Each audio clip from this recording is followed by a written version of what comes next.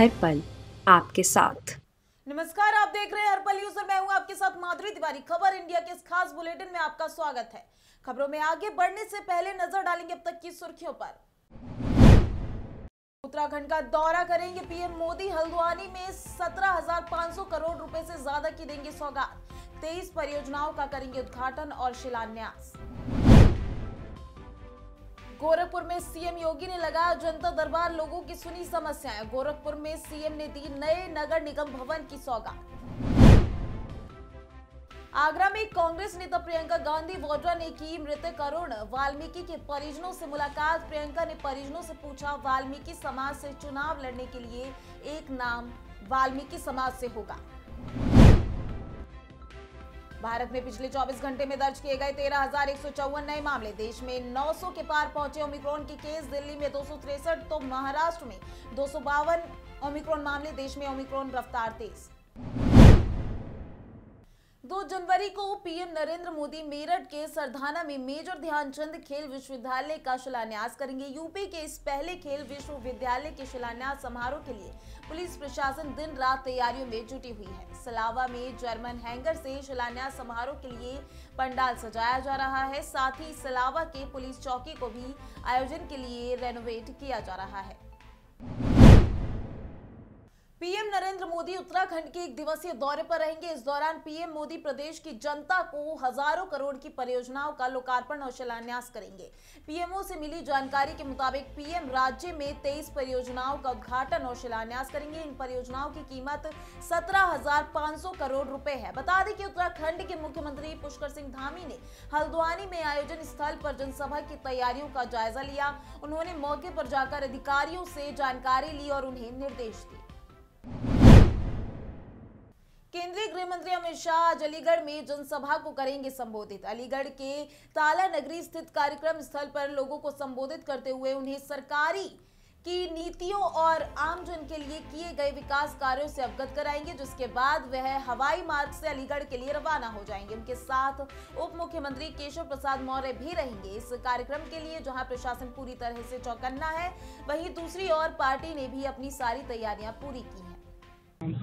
जन विश्वास के नाम से है यात्रा का लेकर हम इसको कार्यक्रम को कर रहे हैं और आप देख ही रहे होंगे हर स्थान पर जहां भी हमारे ये यात्रा हो रही हैं और सभाएं हो रही हैं, विशाल समूह आ रहा है भारतीय जनता पार्टी की नीतियों को लेके, उनके भारतीय जनता पार्टी के किए गए कार्यों को जन समर्थन मिल रहा है। गैदरिंग की अगर बात की जाए तो अप्रोक्सीमेटली क्या बैकड्रॉप लगेगी?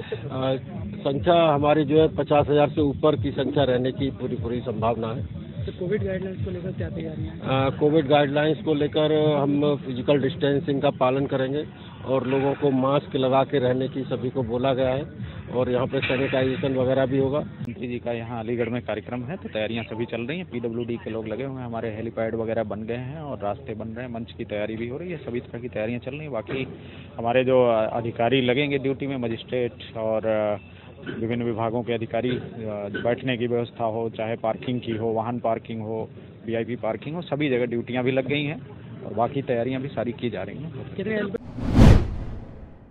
उत्तर प्रदेश के मुख्यमंत्री योगी आदित्यनाथ अपने 2 दिवसीय दौरे पर गोरखपुर के नगर निगम कार्यक्रम स्थल पर पहुंचे। सीएम योगी ने इस कार्यक्रम में स्थल पर पहुंचकर ब्रह्मलीन महंत अवैधनाथ की मूर्ति का अनावरण किया, तो वहीं पर उन्होंने यहां पर इलेक्ट्रिक बस के साथ साथ नए नगर निगम भवन की सौगात दी।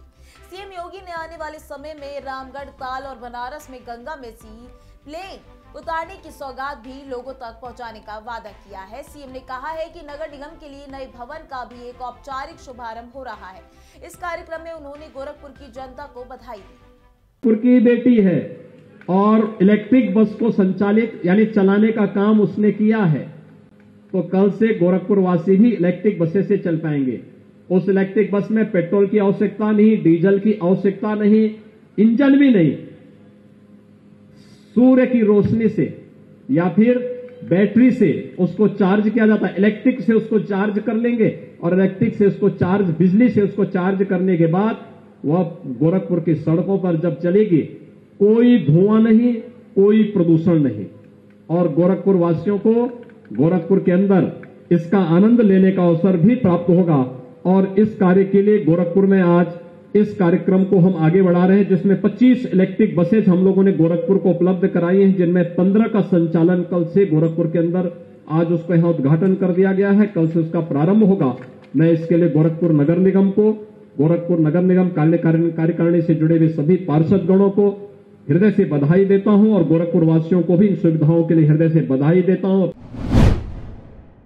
यूपी के बदायूं के दातागंज में जन विश्वास यात्रा का भव्य स्वागत हुआ, तो वहीं दातागंज में विधायक राजीव कुमार सिंह उर्फ बब्बू भैया के नेतृत्व में लोगों में भारी उत्साह दिखाई दिया। वहीं कार्यक्रम के दौरान बब्बू भैया ने कहा कि अगर पार्टी का आशीर्वाद मिला तो मैं नेता नहीं सेवक बनकर पुणे क्षेत्र में कार्य करूंगा। उन्होंने आगे कहा कि दातागंज क्षेत्र में विकास की गंगा फिर से बहेगी। आपको बता दें कि इस बार भी बदायूं की 117 विधानसभा दातागंज की जनता का कहना है कि हम सब मिलकर विधायक राजीव कुमार सिंह को दोबारा विधायक बनाएंगे।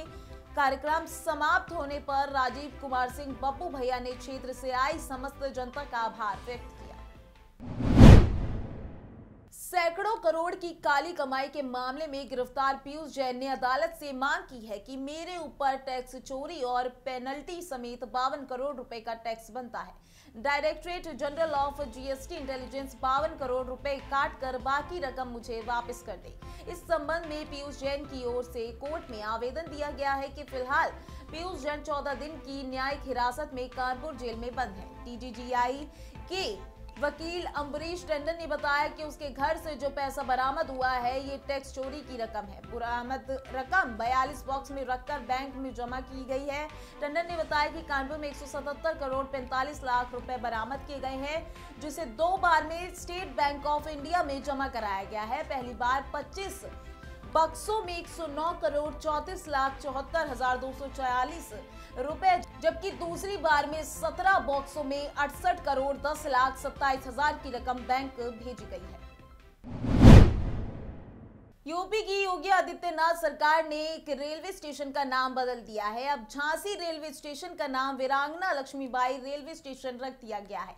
इस बात की जानकारी खुद सीएम योगी ने ट्वीट करके दी। झांसी रेलवे स्टेशन अब वीरांगना लक्ष्मीबाई के नाम से जाना जाएगा। केंद्र सरकार की ओर से झांसी रेलवे स्टेशन का नाम बदलकर वीरांगना लक्ष्मीबाई रेलवे स्टेशन करने की मंजूरी देने के बाद लोक निर्माण विभाग ने सभी औपचारिकताओं को पूरा करते हुए इसकी अधिसूचना जारी कर दी है। गौरतलब है कि राज्य सरकार ने कुछ माह पहले केंद्र सरकार को झांसी रेलवे स्टेशन का नामकरण वीरांगना लक्ष्मीबाई के नाम पर करने का प्रस्ताव भेजा था। बहराइच जिले की सेल्स टैक्स विभाग के हेड डिप्टी कमिश्नर सी है और एक महिला पर थाना दरगाह शरीफ में फ्रॉड का केस दर्ज कराया गया था। ये एफआईआर एक मेडिकल स्टोर के संचालक की तहरीर पर दर्ज की गई थी।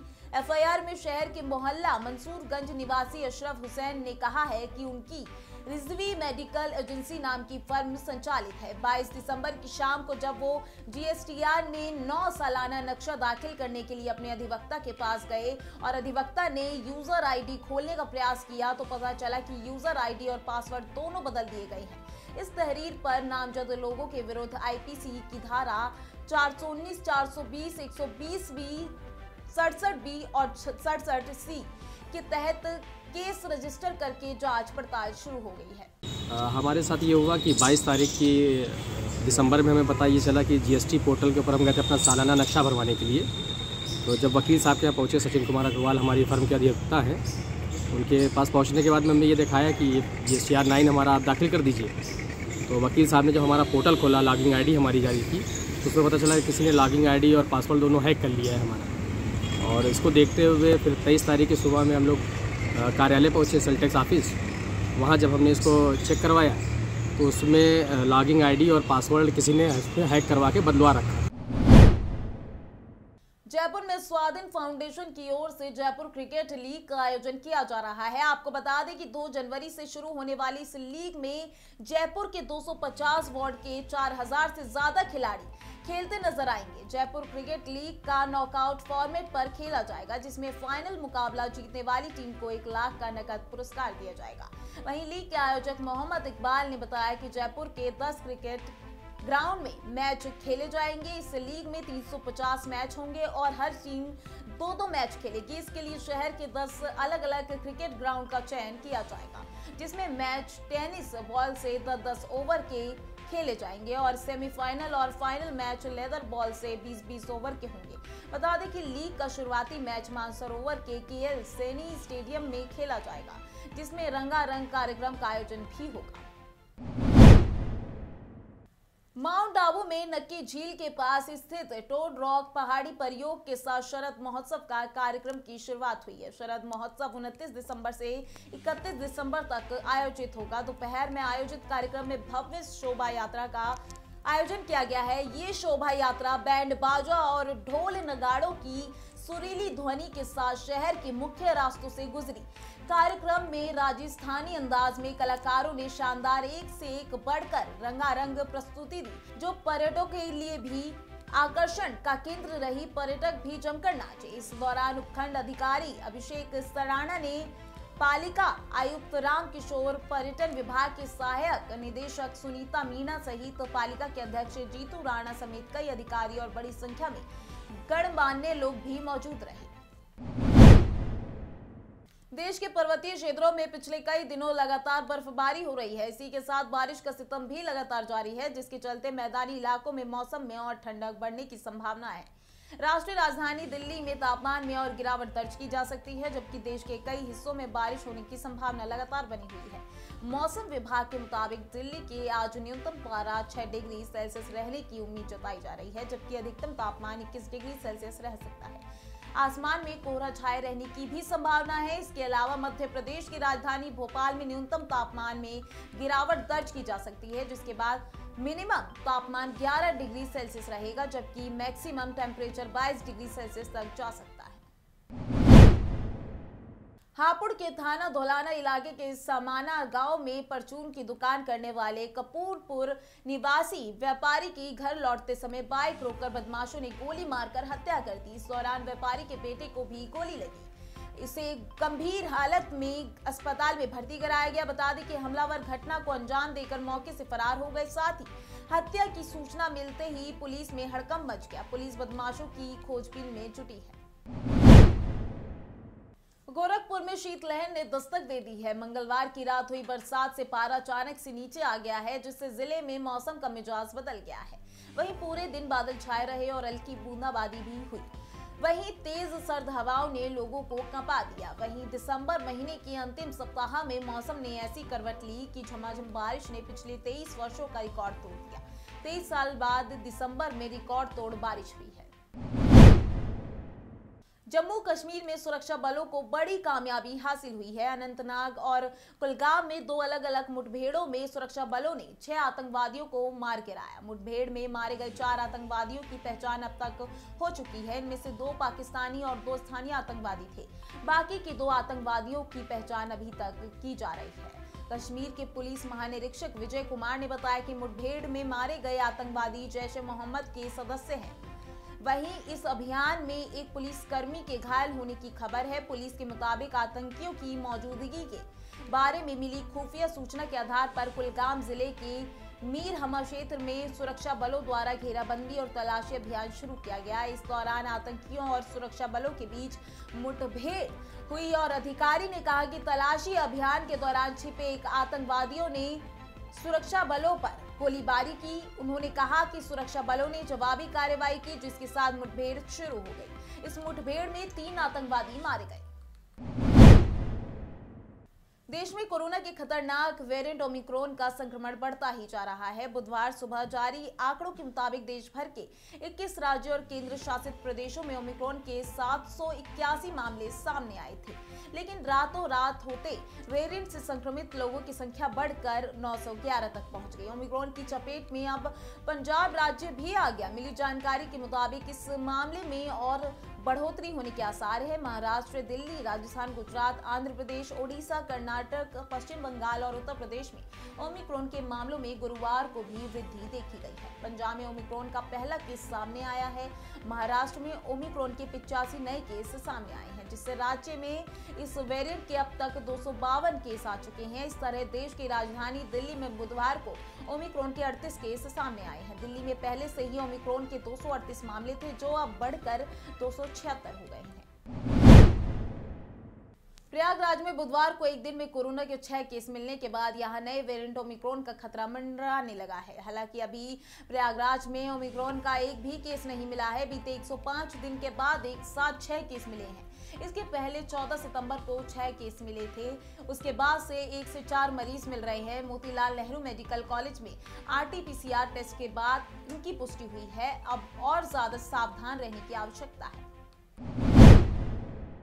आगरा में लगातार तीसरे दिन कोरोना के मरीज मिले हैं। बुधवार को प्रशासन की ओर से जारी आंकड़ों में 2 नए मरीज की पुष्टि हुई है। आगरा में अब कोरोना के एक्टिव केस की संख्या 15 हो गई है। लगातार कोरोना संक्रमित मिलने से संक्रमण फैलने का खतरा बढ़ता जा रहा है। वहीं कोरोना के बढ़ते मामलों को देखते हुए मंडल रेल प्रबंधन ने रेलवे हॉस्पिटल का निरीक्षण किया। राजस्थान में बढ़ते कोरोना संक्रमण और तीसरी लहर की आशंका को देखते हुए सरकार ने एक बार फिर सख्ती शुरू कर दी है। सीएम अशोक गहलोत की अध्यक्षता में मंत्रिपरिषद की पहली बार हुई लाइव ओपन बैठक में कोरोना की नई गाइडलाइन को मंजूरी दी गई है। इसे गृह विभाग ने तत्काल जारी और लागू भी कर दिया है। आपको बता दें कि इसके तहत न्यू ईयर सेलिब्रेशन पर छूट रहेगी। बाकी पाबंदियां बढ़ा दी गई हैं। अब हर तरह के कार्यक्रमों, रैलियों, प्रदर्शनी, धार्मिक और अन्य समारोह में 200 से ज्यादा लोगों के इकट्ठा होने पर रोक रहेगी। वहीं सिनेमा, ऑडिटोरियम और प्रदर्शनी स्थलों पर क्षमता से 50% ज्यादा लोग नहीं जा सकेंगे। आपको बता दें कि वैक्सीन की दोनों डोज लगी होगी। रेस्टोरेंट, होटल में रात 10 बजे के बाद बैठकर नहीं खा सकेंगे। इसके बाद सिर्फ होम डिलीवरी की सुविधा रहेगी। नाइट कर्फ्यू का सख्ती से पालन होगा। बता दें कि स्कूल, कॉलेजों और कोचिंग इंस्टीट्यूट में ऑफलाइन क्लासेस बंद करने या स्टूडेंट्स की संख्या सीमित करने को लेकर कैबिनेट में फिलहाल कोई चर्चा नहीं हुई। राजस्थान में ओमिक्रॉन के साथ ही कोरोना के केस लगातार बढ़ रहे हैं। आपको बता दें कि आज ओमिक्रॉन के 23 नए केस आए हैं। जयपुर, सीकर, अजमेर और उदयपुर के बाद अब नए वेरिएंट ने भिलवाड़ा, अलवर और जोधपुर में भी दस्तक दे दी है। राजस्थान के 7 शहरों तक नया वायरस फैल चुका है। वहीं अब तक प्रदेश में इस वेरिएंट से संक्रमित मिलने वालों की संख्या 46 से बढ़कर 69 हो गई है। आपको बता दें कि पिछले 24 घंटे में अकेले जयपुर में कोरोना डेल्टा के 88 मरीज मिले हैं। वहीं मेडिकल हेल्थ की रिपोर्ट के मुताबिक अजमेर में 10, जयपुर में 9, भिलवाड़ा में 2 और अलवर में जोधपुर में एक केस ओमिक्रॉन का केस मिला है। खबर इंडिया की इस खास बुलेटिन में आज के लिए बस इतना ही। देखते रहिए हर्पल न्यूज। नमस्कार।